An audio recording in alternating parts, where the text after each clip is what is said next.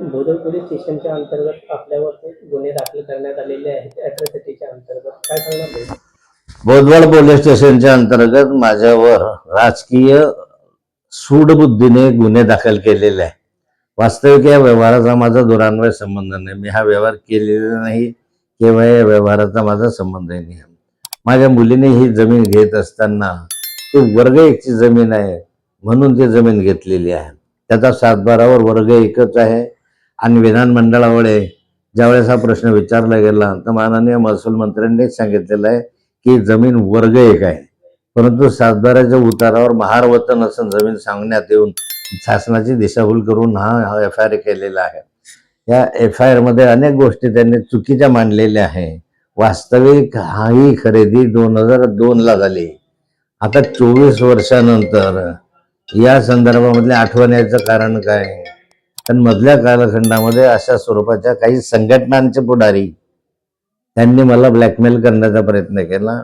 त्याही वेळेस मी सांगितलं याच्यामध्ये चुकीचं असं काहीही झालेलं नाही. तुम्हाला काय करायचं ते करा. व्यवस्थित हा व्यवहार जो झालेला आहे तो खाजगी व्यवहार आहे. साखर कारखाना हा त्या ठिकाणी येणार हे बरोबर नाही आहे. त्या ठिकाणी इथेनॉल प्रोजेक्ट येणार होता, परंतु त्या ठिकाणी जमीन जी आहे ते इथेनॉल प्रोजेक्टच्या नावाने घेतलेली नाही आहे.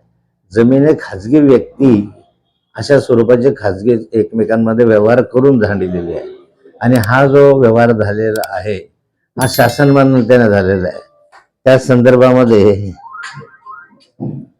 जे व्यवहार झाला तो रेडी रेकनरने झालेला आहे. त्यावेळेस जमिनीची जी किंमत होती त्या किमतीने ते जमीन झालेली आहे. त्या किमतीने ते स्टॅम्प ड्युटी भरली आणि त्याच किमतीने त्यांना मान्य होती.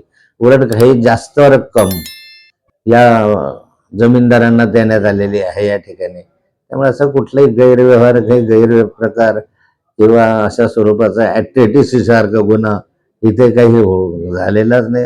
राजकीय दृष्ट्या त्रास देणं एवढाच त्याच्या मागे उद्देश आहे, हेतूही त्याच्या मागे आहे. कोणतीही महार वतन जमीन या ठिकाणी खरेदी करण्यात आलेली नाही. या ठिकाणी वर्ग एकची जमीन आहे.